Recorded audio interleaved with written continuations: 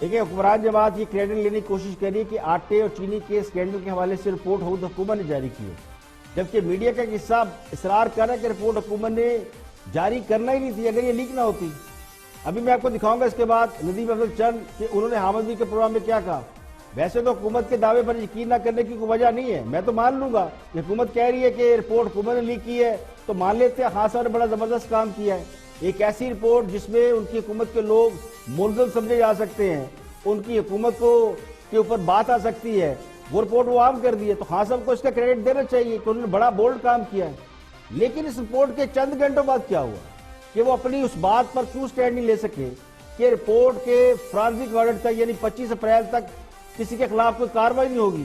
ایسی کون سی قیامت ٹوٹ پڑی کہ رزاق داؤد بھی عہدے سے گئے، جہانگیر ترین کو بھی ایک فرضی عہدے کی سربراہی سے سبکدوش کر دیا گیا، پنجاب کے وزیر خوراک سے بھی استعفیٰ لے لیا گیا، ابھی سنا ہے اور بھی بہت سی تبدیلیاں اور بہت سے لوگ آ جا رہے ہیں۔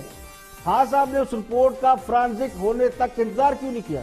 تو یہی بات اس موقف کو تقویت دیتی ہے کہ رپورٹ لیک ہوئی، پھر اس کا کریڈٹ بھی لینے کی کوشش کی گئی اور گھبراہٹ میں اٹھا پٹا شروع کر دی گئی۔ اب پریس ریلیزوں کی بات ہے نا، تو پریس ریلیزوں کے بارے میں یہ بہت بڑا کام نہیں ہے۔ کسی بھی پریس ریلیز پر آپ پچھلی تاریخ ڈال دیں اور یہ کہ جی ہم نے تو 3 دن پہلے جاری کر دی تھی، کون سا مشکل کام ہے؟ پرانی تاریخوں پر 10 پریس ریلیز نکال دیں۔ سوال تو ہے کہ اگر آپ سب کو بیک وقت ایک پریس ریلیز جاری کی گئی ہوتی تو پھر سارے خبروں کو بریک کرتے، صرف ایک پروگرام میں بریک کیوں کی گئی؟ تو حالات و واقعات کا تسلسل حکومت کے اس دعوے کی نفی کرتا ہے کہ رپورٹ حکومت کی ایما پر جاری کی گئی۔ اب وزیر اعظم کے معاون خصوصی ندیم افضل چند نے اس کے حوالے سے حامد میر کو کیا کہا، ذرا وہ دیکھ لیں تو پھر صورتحال بالکل ٹرانسپیرنٹ ہو جائے گی کہ ہوا کیا ہے۔ ذرا سنیں، اگر گندم ہمیں ضرورت ہے ابھی، تو ہم نے ابھی کچھ مہینے پہلے پچھلے سال گندم ایکسپورٹ کرنے کا فیصلہ کیا اور اب ہم گندم امپورٹ کرنے کا فیصلہ کر رہے ہیں۔ نہ ایکسپورٹ میں کوئی حرج ہے نہ امپورٹ میں کوئی حرج ہے۔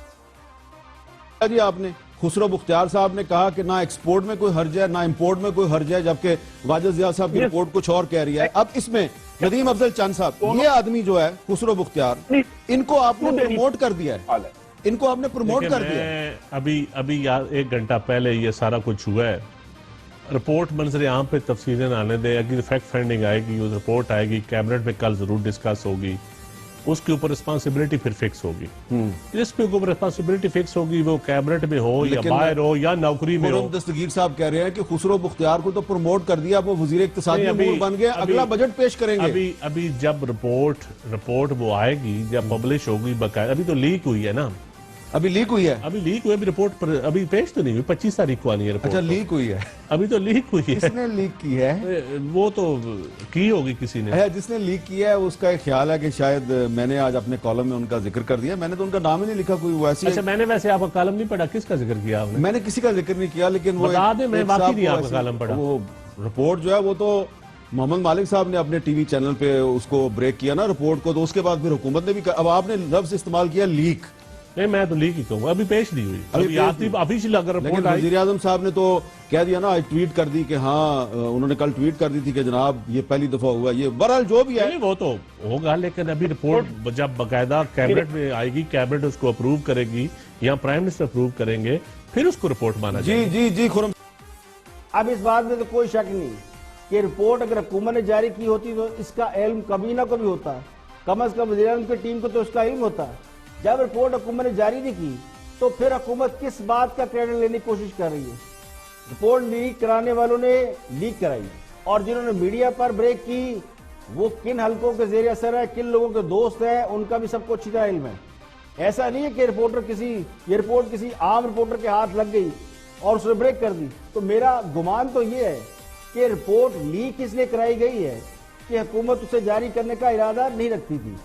رپورٹ لیک ہونے کا کریڈٹ لینے کی کوشش کی گئی تو یہ کہا گیا کہ 25 اپریل کو رپورٹ کا انتظار کرنے کے بعد کارروائی کریں گے، یعنی معاملے کو پھر التوا میں ڈالنے کی کوشش کی گئی، لیکن اس پر بھی قائم نہ رہ سکے اور دباؤ اتنا بڑھ گیا کہ کپتان نے کھلاڑی تبدیل نہیں کیے بلکہ پوری فیلڈنگ تبدیل کر دی۔